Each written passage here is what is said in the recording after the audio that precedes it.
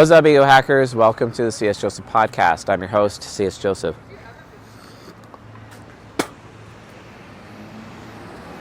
Today's Acolyle question, one of the last that we'll be regularly posting YouTube. From now on, this is probably like one more video that we're going to be doing, but from now on, we're going to be posting them in the actual Acolyle members area, and some of the ones that are posted in the Acolyle members area will be selected based on the quality of the question being asked to actually be posted on the YouTube channel and on the podcast. Reason why is because there's a lot of competition right now for Acolyle videos. I think we have about 80 plus of them in the queue right now, and I'm going to be going through those questions one by one, but not every question is a quality question that should actually make it into a full-on podcast episode, or at least be shared, with the wider audience. Also, some questions, as we learned recently, the most recent cutting edge that we did was actually an Acolyle question. So sometimes we'll be turning Acolyle questions into full-on episodes for Cognitive Mechanics for Season 18, as well as the Cutting Edge podcast as well. We're going to be covering those bases there. If the question is deep enough or meaningful enough to actually do that, we're going to be extending on that going further. So yeah. And also in the comments below, if you guys want, if you're asking a question, if you want your name shouted out for the questions, leave a comment below to let us know that, so we can consider giving shout outs. If you guys want shout outs, great. It's just some people don't want their questions shouted out, or as the question asker. So we're not really sure about that, because a lot of these questions are extremely personal. So it's just kind of just something that we've been toying with a little bit. But if someone wants that, maybe we might put it on the intake form. Hey, yes, I would like to receive a shout out, or no, please keep this private. We might add that onto the intake form. So members of the team that are watching this, please consider that. Please update the intake form so that we know what our Acolyle members are actually wanting, if they do want to get shout out, or if they do not want their question shout out, when that actually happens. So keep us updated. So yeah. But regardless, happy to be here, and happy to have this question. I don't exactly know who asked this question, but I do know some ISFPs in my life who are close to me, and you know who you are, that this question absolutely pertains to you. So very important, very important. And this basically, and I think this goes for ISFP women and men, even though this question was actually asked from the perspective of ISFP women. So I will answer it from that perspective of an ISFP woman, etc. Also, today's cigar, Laranja Acolyle, my favorite, my absolute favorite. The blueberry notes, the flavor is just unbelievable, nice and balanced. And I've gotten more comments about this particular Espinosa stick than I've gotten any other comment out there. Although the La Aroma de Cuba Pasiones are amazing with the graham cracker and butter notes, but the blueberry notes of the Acolyle it's just exquisite. It's really exquisite. So for those of you that are smoking along with me, I recommend this particular stick absolutely. So yeah. Anyway, be that as it may, today's question: how can an ISFP woman tell if she is being gaslit or manipulated or have the world pulled over her eyes due to extrovert intuition trickster, or if someone actually has her best interests in mind? What an amazing question, a deeper question, an important question, because it's very relevant. This is a question relating to extrovert intuition trickster, which is unaware of long-term consequences. Because ISFPs can see the immediate reactions. And ISFP women are really, really great at perceptive capability, but what they really struggle with is decision making. Oftentimes they do a lot of overthinking. Their TI demon actually has a tendency, especially if they're U to UF, they can end up gaslighting themselves, right? And overthinking things, and then when it finally comes time where they're desperate to actually speak out or speak up about what's actually bothering them, and they realize that it wasn't as bad as they thought it was going to be, that they were just overthinking, right? That's one way of seeing it, one consequence. But another consequence is the bad consequence, where they have extrovert intuition trickster. They're not aware of long-term consequences. They're not aware of anyone else's potential agenda that could be actually against them, which means they're not really aware that they could actually be gaslit. They could actually be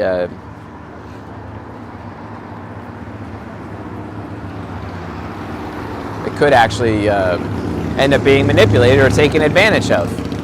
And especially in the context of relationships, which I believe is what this context of this question is being asked, that, in terms of an ISFP woman, that could be like a big problem. But what if it's an ISFP man? What if? What context could be negatively impacting ISFP? Remember, ISFPs are greed types, and greed types, ENTJs, ISFPs, these two types are really into entrepreneurship, or almost always end up being in entrepreneurship positions or roles later in life, especially as they develop their ENTJ subconscious.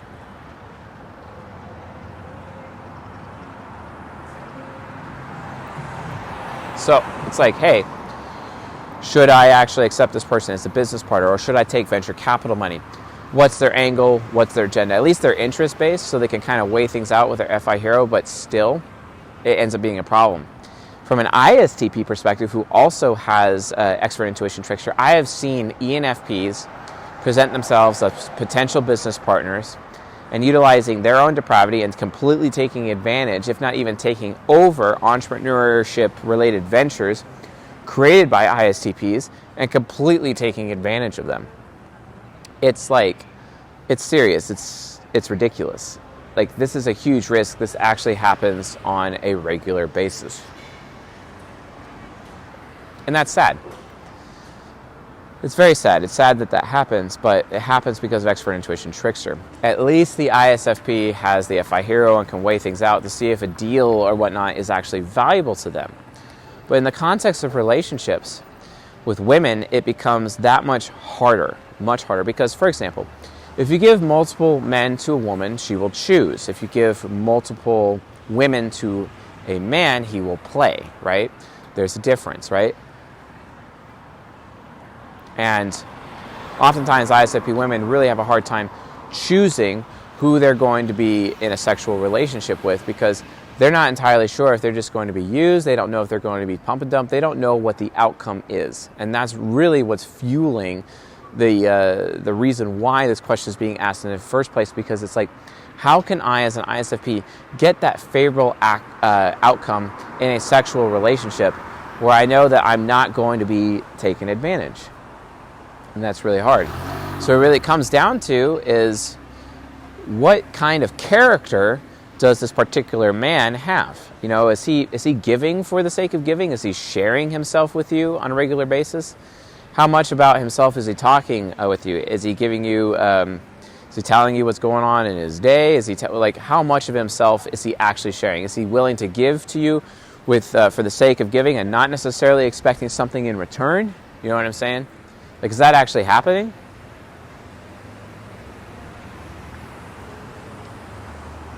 Is that actually happening? But they don't know. They have no idea. So it really comes down to one thing and one thing only. As an ISFP, especially an ISFP woman, you cannot judge somebody by their words. You have to judge them by their actions. You really have to. It's especially hard because ISFPs are really, really sensitive to the love language known as words of affirmation. They really like words of affirmation. They really like praise. They like it when other people think highly of them. It's really important to them. And anyone who preys upon that aspect of their persona, of their personality, of their soul, basically, they can find themselves, basically at the mercy of a sweet talker, instead of actually someone who means business, instead of someone who actually is a man, for example, who's actually willing to commit. Because women control access to sexuality, but men control access to commitment. Especially the higher value men. Because the higher value men out there will not necessarily...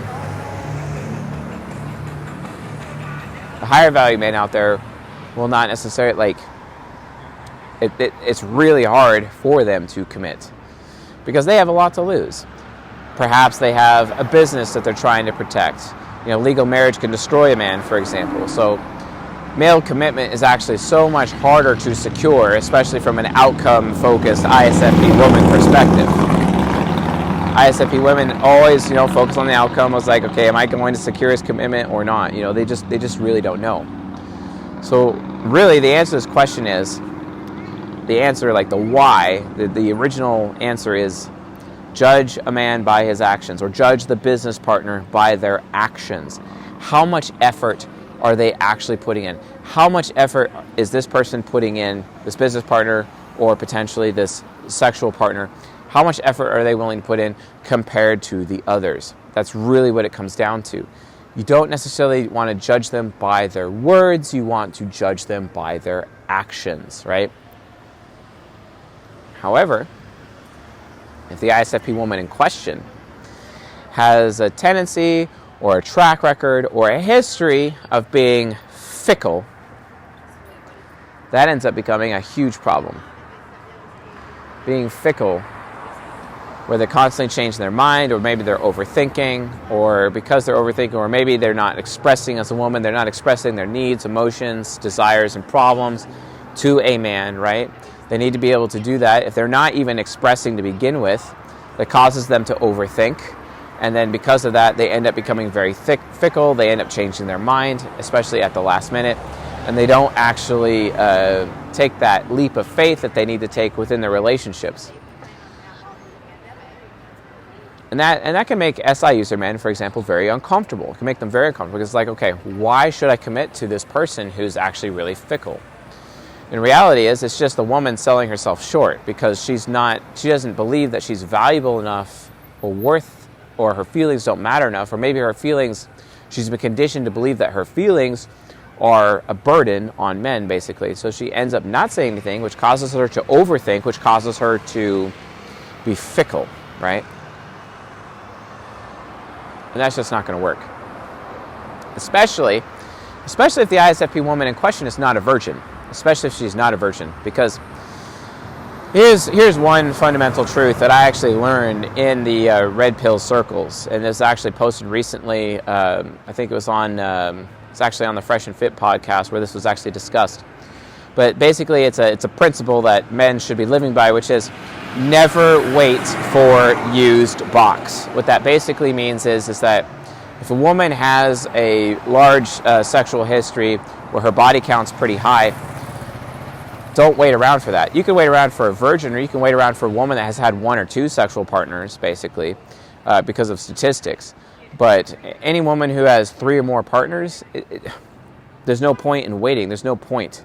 So the onus is more on her to actually prove herself to the man, which means she needs to not be fickle, which means she has to express needs, emotions, desires, and problems, and stop assuming with TI Demon that her feelings don't matter, that her feelings are a burden, basically, right? But at the same time, she has to be judging the man by his actions. Same thing goes with a business partner. Same thing goes. You have to judge people by their actions, not their intentions, because you can't even see their intentions to begin with. So you can only really judge people by their actions.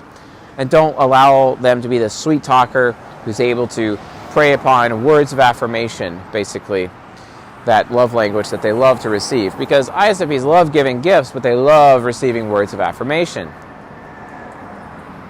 They absolutely love it. They get off on it big time.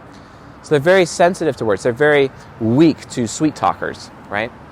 But you got to get to a point where it's like, oh, this guy's a sweet talker, but is he actually going to walk the walk instead of just talk the talk? Because talk is cheap.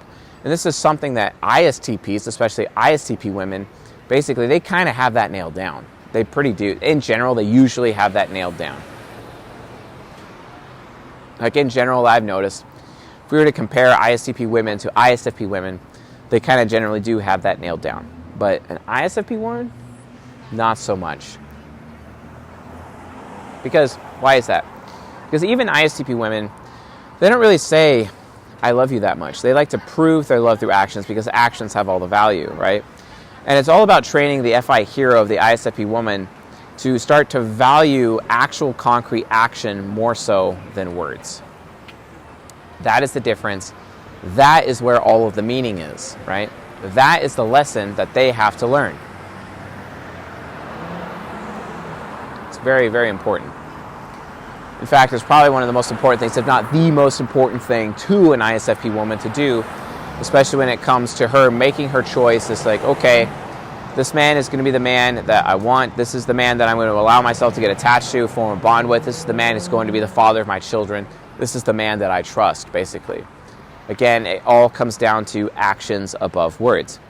Is he putting in the acts of service? Is he putting in the contribution? Is he putting in the effort? Is he proving it with his actions? Is he giving for the sake of giving? Or is he giving to get? And it's so interesting because they're not really that aware of it. Their golden pair is the ESFJ. And the ESFJ has the virtue and vice of caregiving versus caretaking. We talk about this in the Season 7 playlist, which is very important. Very important. We'll talk about it in the Season 7 playlist. Because caregiving is giving for the sake of giving. Caretaking is giving to get. It's giving so that you can get something in return, right? It's very transactional. Yeah, ISFPs, out of all the 16 types, let's be honest, them and ENTJs, because they're greed types, they're the most transactional. They're the most transactional. And that ends up becoming a huge problem over time, like a really big problem.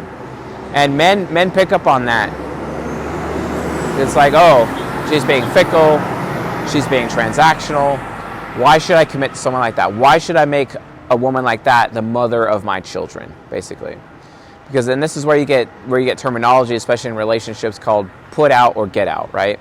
Or you get the don't wait around for used box, basically. So oftentimes when ISFP women give themselves to many men, they find themselves basically in the ditch. They find themselves in that situation because men pick up on that instinctually. Just naturally, they'll pick up on that. Because that man will be like, okay, this is a lower value woman. I'm not going to wait around for a lower value woman. That lower value woman is going to have to prove to me that she is worth my commitment. She is worth my investment as a result. And then sometimes when men pick up on that, they're like, okay, she's in a weaker position, so then I could actually get away with sweet talking her, and I don't have to put in as much effort. So it ends up becoming a balance. It ends up becoming this equilibrium. But if you just train the FI hero to value the actions more so than the words, then that's what matters. Here's the thing though. ISFP women, for example, end up in relationships usually with ISTJs, especially in their youth. Why? Because they're extroverted thinking and fear is looking for status. ISTJs end up looking like they have a lot of status, but that doesn't necessarily mean that they actually do have that status. And the ISTJs leverage that status or that shared status with the ISFP woman, which means the ISTJ is more about words instead of actual action and can actually end up sweet talking the ISFP woman into getting with them. And it's like, well, I don't necessarily have to commit to her because she's of lower value, you see? And the ISFP woman is just not aware of these consequences, these any trickster consequences of how she has lowered and reduced her value over time by racking up like a high body count, because having a high body count as a woman actually inhibits her ability to pair bond. It inhibits her ability. She's more likely to cheat. She's more likely to divorce you, basically. And men pick up on that. And so thus it's really hard for them to actually secure commitment from a man because she's in that situation. Because hopefully an amazing man comes along in her life who has a perspective of, the bridegroom presents his bride to himself without stain or blemish. Basically, he is forgiving her of her sexual past. But even then, it always has that possibility in the back of his head, oh, she'll probably divorce me, or hey, she's more likely statistically to divorce me. Hey, she's more likely to cheat on me, basically, right? Which is absolutely a risk. I mean, it's happened to me twice. Both, so, and given that has happened to me twice, it makes books like Myron Gaines's book they released recently, Women Deserve Less, which I highly recommend everyone reads that book, because it just is the real painful truth of relationships within this reality that we have now, but doesn't actually offer much in terms of solutions. And that's what the red pill does a great job of, identifying the problem, but not providing enough solutions. And the solutions that need to be provided, that comes from Zach Brody. His books, Don't Let Her Lead, Worthy Woman, Irresistibly Feminine, and Show Him Your Heart, right? However, as I said previously, if an ISFP woman is not showing her heart, well, guess what? She's going to overthink because she's not communicating, and then she's going to become fickle, and then she's going to end up increasing that reputation of someone who is low value and not worth actually committing to, which is also another problem. So anyway, folks, the bottom line is this: judge men by actions, judge people by their actions. If they're gaslighting you, it's not necessarily that they're gaslighting you, it's that you're just very sensitive to sweet talkers. You're just very sensitive to words of affirmation. Look at actions of affirmation. Look at that instead. Look at the acts of service. Look at that. Look at that. Look at the actual concrete actions at the end of the day. And I promise you, you'll be way more successful in your life. So, anyway, folks, thanks for watching and listening. Like and subscribe, and I'll see you guys in the next episode.